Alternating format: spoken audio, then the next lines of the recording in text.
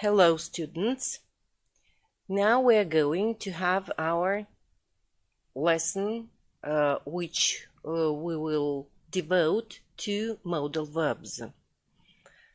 The situation is not simple, that's why let us do our best and learn the material. At the beginning, I will tell you some words concerning the theory of using modal verbs, and then you will see exercises on this topic. The exercises will be divided into two parts. The first one will be easier for certificate level, and the second half will be a more difficult one for those who want to do exercises from the advanced level. So let us start. You know that modal verbs are separated into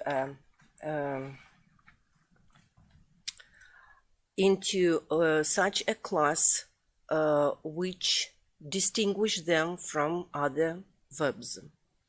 Let us see what are the reasons why modal verbs differ from the others. Perhaps you know that modal verbs are sometimes called defective verbs. So, what are the reasons? 1. Modal verbs do not express any action. We know that any verb means or denotes some action. Modal verbs are not like that. They show the attitude of the speaker to the action expressed by the infinitive which follows. 2. Modal verbs function as auxiliaries. That means that if we need to make a question or a negation, we do not use any auxiliary, but work with the modal verbs. Like, for example, can you swim? Or I can't swim. 3. Modal verbs do not take any suffixes. They do not add s in the third person singular or ing form or any other. So, modal verbs are used only in present simple and past simple. They do not have future forms. None of the modal verbs have a future form. On the other hand, the form which we use for the present can safely be used for the future. Like, can we meet on Friday? If Friday is coming. 3 or 4 perhaps. All modal verbs are followed by the bare infinitive. It means that they are followed with the infinitive without particle to. The exception is modal verb ought, which is always followed by a to infinitive. 4. There can be only one modal verb in a simple sentence. We can use a modal verb and its substitute, but not two modal verbs in one simple sentence.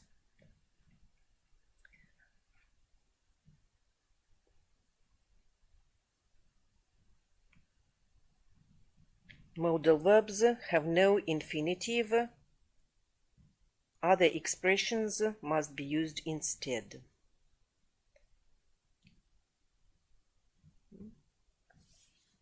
this looks like all I wanted to tell you concerning the theory. You know that modal verbs are used to express ability. We have verbs like can and could for expressing ability. They can also express likelihood or assumptions and deductions. Modal verbs must, can't, could, may, and might can be used here. Obligations can be expressed by the modal verbs must, need, ought to, should. Permission. Permission is expressed by means of can, may, and could.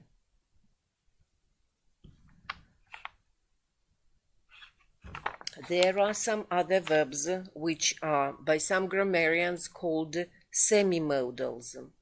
Here belong need, dare, and used to. Now, what about the meaning? We can make a scale beginning with must, where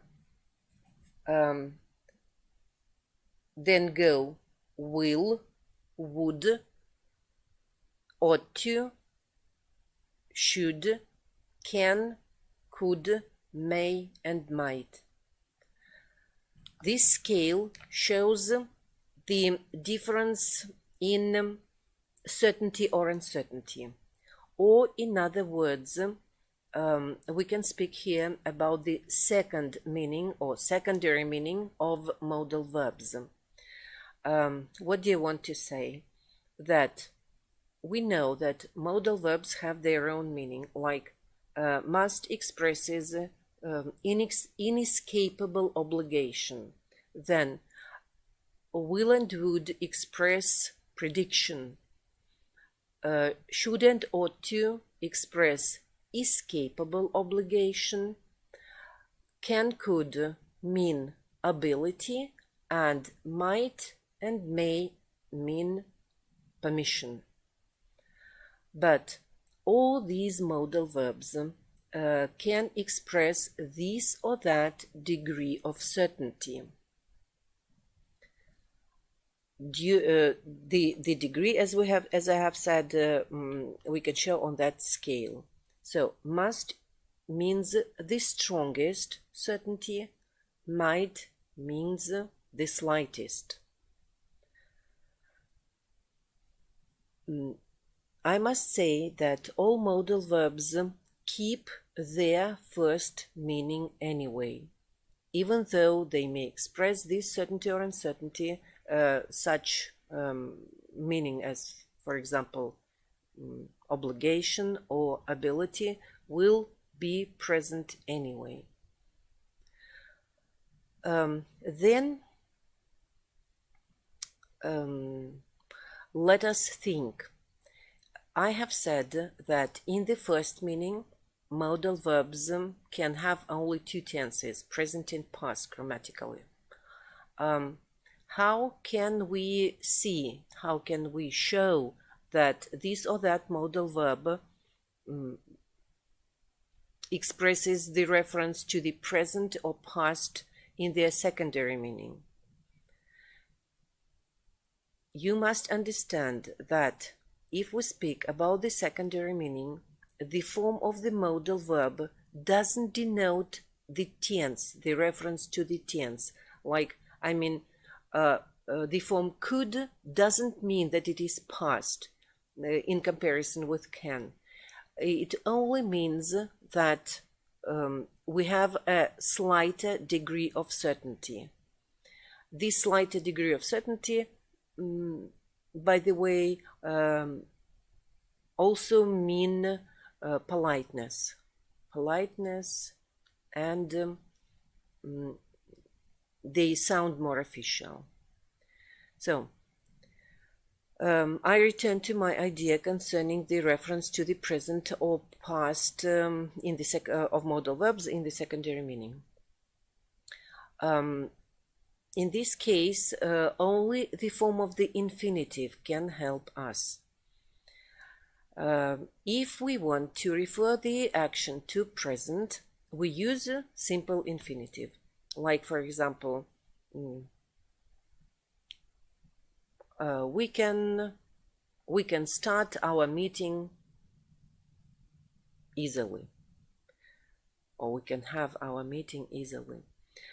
And the form start shows that the action refers to the present or future. If I want to say similar sentence but referring to the past, I must use, so to say, perfect infinitive. It means after modal verb we use have, and then the third form of the auxiliary verb. I mean, the sentence "he must be at home" shows that the action refers to the present, but "he must have been at home" means that it happened yesterday or some time in the past. So perfect infinitive can be used here.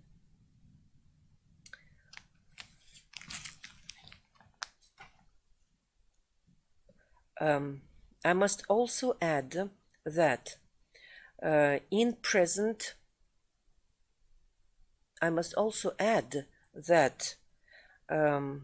if we speak about the first meaning of modal verbs, some modals have their substitutes, their synonyms.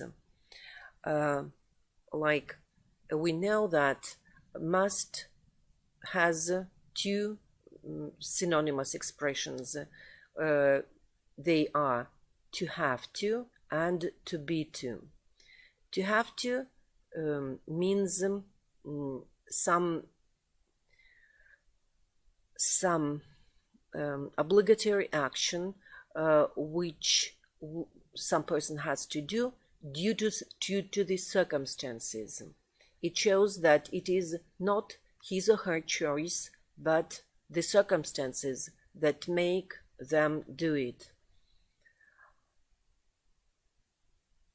That's why we usually translate it as вынужден, приходится.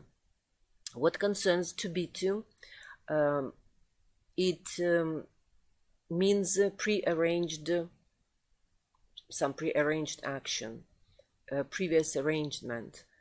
Like I am to meet my aunt in the airport. Я должен встретить тетю в аэропорту. And we must understand that this action was prearranged. What concerns modal can, it has 4 substitutes. The first one, which we all know, is to be able to. It also, of course, means ability, but the difference is that if can means general ability, to be able to refers to the ability in some definite situation. The next one, to be capable of. Be capable of, which is followed by a gerund or a noun, means the person's ability.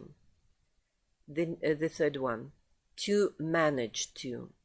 Manage presupposes some obstacle which a person overcame and managed to do the action.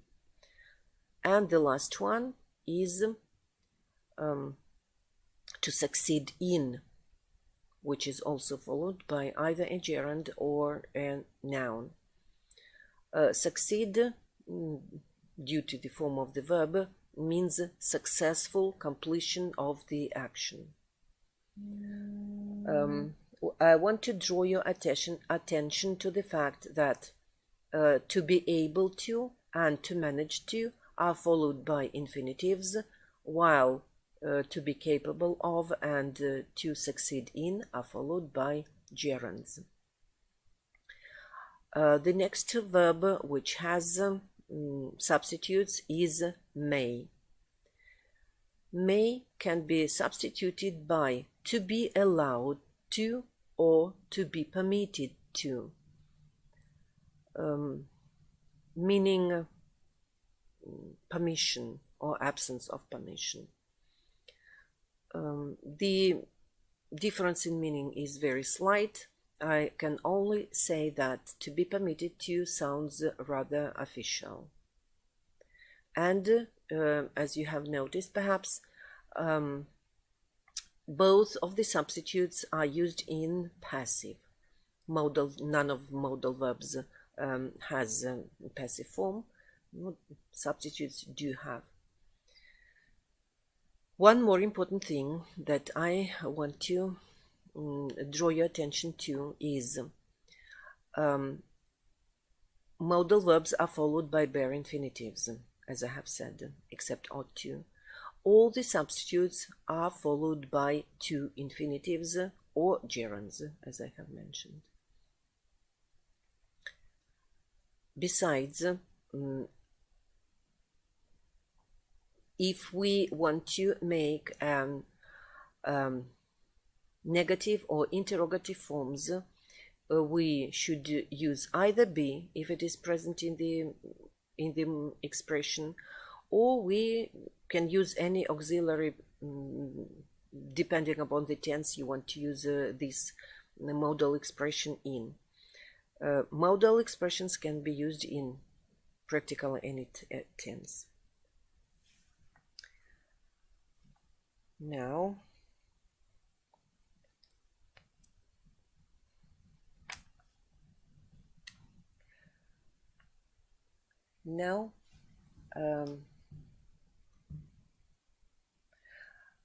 I have prepared a number of exercises which I want you to do. After the exercises, you will see the keys, but I really rely on you and on your responsibility, and think that you will first make the exercises and do the exercises, and then you will look through the keys. If the second level, I mean advanced level, is too difficult for you, no, it's up to you, but try to do everything. By the way, what concerns the homework you are supposed to do, the homework will be on the site. In the same place you will find the keys. This is one thing I wanted to tell you. And one more. If you have any questions, you can ask them in the commentary which will follow this video. This is the way how we will keep our contact. Thank you.